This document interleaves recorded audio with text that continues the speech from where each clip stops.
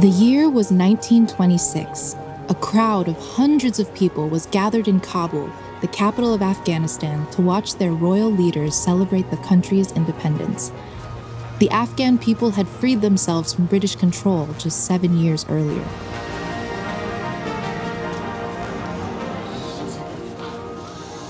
All eyes were on Queen Soraya Tarzi as she started to speak. "Independence belongs to all of us," she said, her voice clear and strong. "Do you think that our nation from the outset needs only men to serve it?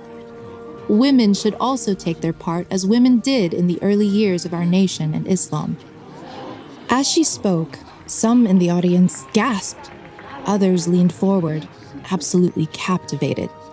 What Queen Soraya was saying, it was revolutionary. Before Queen Soraya, Afghan queens would never have addressed the public like this, let alone encouraged women to get more involved. This was unheard of. But Queen Soraya was used to breaking barriers. She was about to set in motion changes that would echo for generations and challenge what people thought women could do. She was ready to lead her country into the future.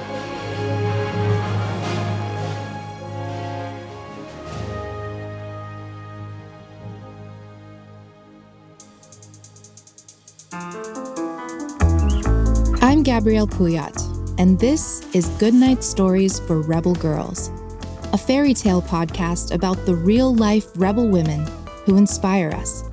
On this episode, Soraya Tarzi, the queen who fought to revolutionize Afghanistan.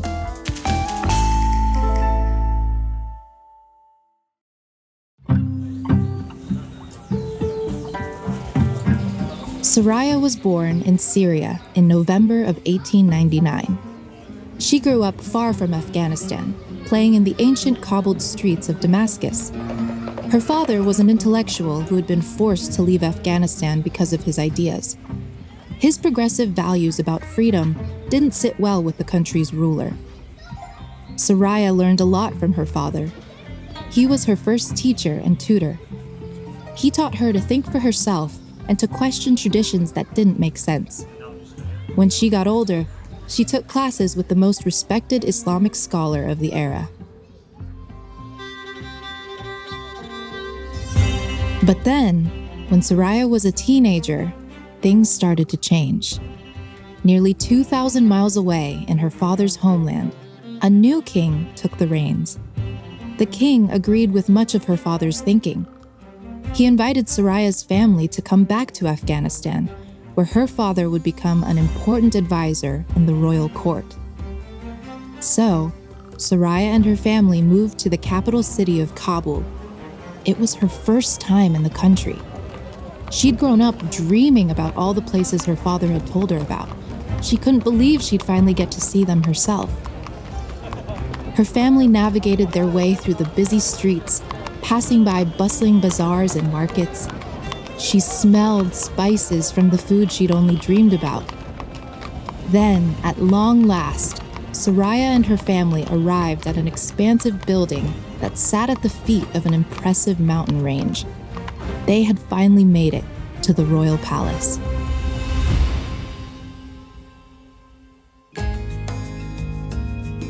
It was in the palace that Soraya met Prince Amanullah Khan, the king's favorite son. Soraya and Amanullah struck up a friendship, and in time, the two fell in love. It was a love that would change not just their lives, but the future of their country. In 1913, Soraya and Amanullah got married, and Soraya became a princess. But she didn't want just any ordinary royal marriage. Before the wedding, Soraya made a bold request. She asked Amanullah to promise that he would never take another wife, even though Muslim men at the time could have multiple wives. Amanullah agreed. This was the first of many ways that Soraya would break with tradition. And she was just getting started.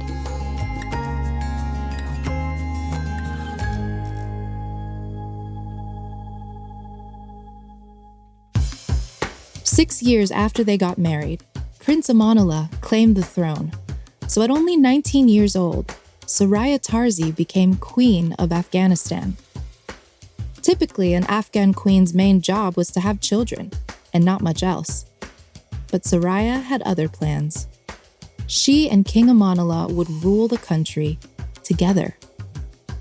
Soraya attended cabinet meetings with the king. The two rode horses and went on hunting trips together, and she became the first Afghan queen to appear in public alongside her husband. This alone shocked many traditional Afghans.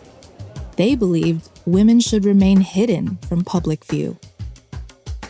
Just 3 months after becoming king, Amanullah made a daring move. On May 3, 1919, he declared war on the mighty British Empire, the same empire that controlled much of the world at that time, including neighboring India. Queen Soraya supported this effort. She believed Afghans needed to be in control of their own destiny. She visited wounded soldiers in their tents, helping to raise their spirits. The War of Independence was a daring gamble, but it paid off. Later that summer, Britain, exhausted from World War I, agreed to stop fighting. 2 years later, the king signed a treaty with Britain recognizing Afghanistan's full independence. Afghanistan was finally free from foreign control. King Amanullah, Queen Soraya, and other royal leaders wrote drafts of a constitution, which included some radical ideas for the time. Soraya and Amanullah made sure the constitution stressed equality. Slavery became a thing of the past. They passed laws to end child marriage and granted women the right to vote. This meant that Afghan women could vote in 1919, 1 year before women in the United States.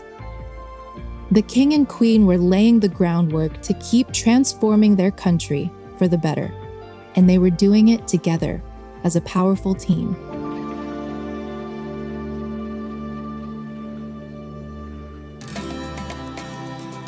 Queen Soraya treasured her early education, first with her father, then with renowned scholars. She wanted all girls to have that same access to education. So just 1 year into being queen, she made another big move. She opened Afghanistan's first school for girls. Her 2 eldest daughters joined the school's first group of students. It was just the beginning of her campaign for women's education. Next, she became the Minister of Education, making her one of the first female government ministers in the world. In this important role, she helped 15 girls get government scholarships so they could travel to Turkey to further their education. Her dedication to empowering women went beyond the classroom doors she was opening. She founded a hospital dedicated to women's health and asked the smartest women she knew to work with her. Then, she founded a women's magazine with her mother, where the two wrote about successful women in history. Recognizing that not all women had gentle and supportive husbands, Queen Soraya created a women's rights organization where any woman could file a complaint if they were being mistreated by their husband or brother. Queen Soraya made speech after speech about the value of education and advocated for women to have a role in society beyond the home. She was trying to change the perception of women in society. With some success under their belts, there was another huge rule the king and queen wanted to challenge.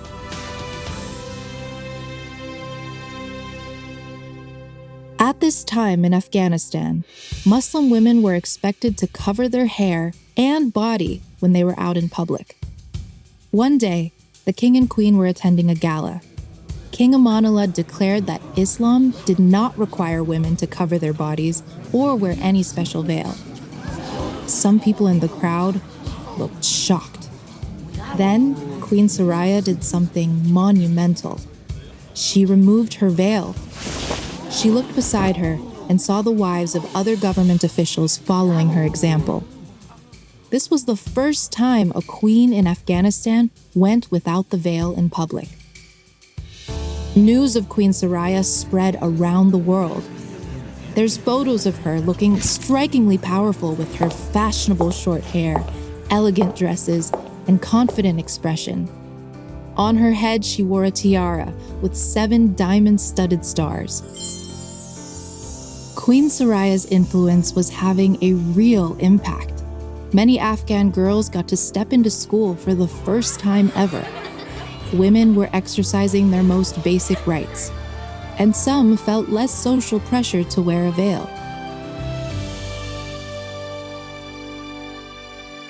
Unfortunately, not everyone was happy with these changes. Queen Soraya lived in the city where new, more progressive ideas could take root. But most Afghanis lived in the rural countryside, where tradition was highly valued. Many leaders in rural communities were outraged. The royal couple was modernizing Afghanistan at a pace that some parts of the country didn't like. But Queen Soraya didn't let their pushback stop her.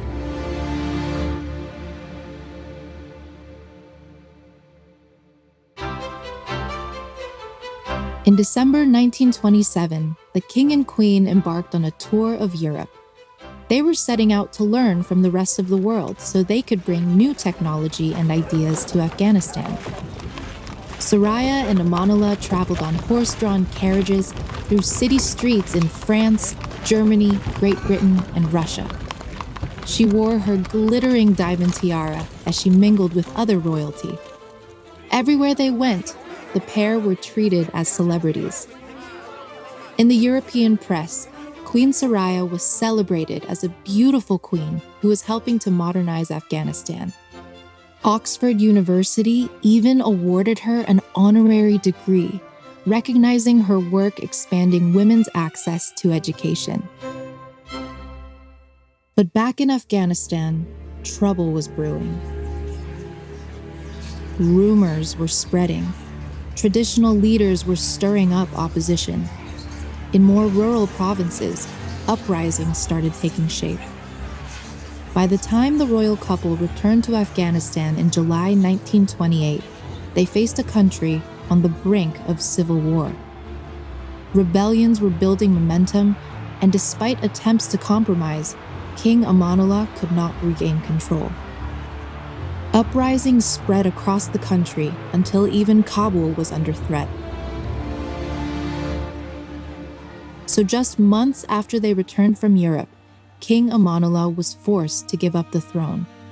Soraya, now 29 years old, fled the country with her husband and their children. They settled in Rome, where they would spend the rest of their lives. They were outside their country, but they were safe, and they were together.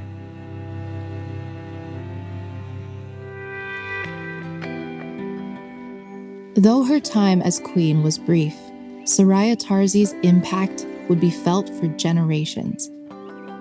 In the 1970s, Afghanistan experienced another wave of reform that echoed many of Soraya's ideas from 50 years before, like encouraging women's education and representation in political life. When India and other nearby countries fought for independence from colonial rule in the 1940s, they remembered Queen Soraya and King Amanullah's early success against the British Empire. It pushed them to fight for freedom of their own. Today, many Afghans, especially women, look to Queen Soraya as a symbol of what might have been possible in their country. A woman ahead of her time, she showed that Afghan women could be educated, empowered, and equal partners in building the nation. Queen Soraya's brief but brilliant effort to change Afghanistan may have been cut short, but in a region where powerful women have often been silenced, Soraya Tarzi's voice still echoes, reminding us that one determined woman can indeed change history.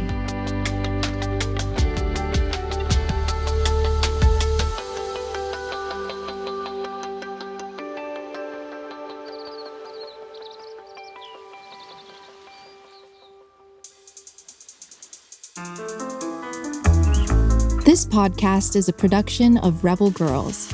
It's based on the book series Goodnight Stories for Rebel Girls. This episode was narrated by me, Gabrielle Puyat. It was produced by Danielle Roth and directed by Ashton Carter, with sound design and mixing by Carter Wogahn. The story was written and fact-checked by Danielle Roth and edited by Haley Dapkus. Our executive producers were Joy Smith, Anjelika Temple, and Jes Wolfe. Original theme music was composed and performed by Elettra Barjaki. A special thanks to the whole Rebel Girls team who make this podcast possible. Until next time, stay Rebel!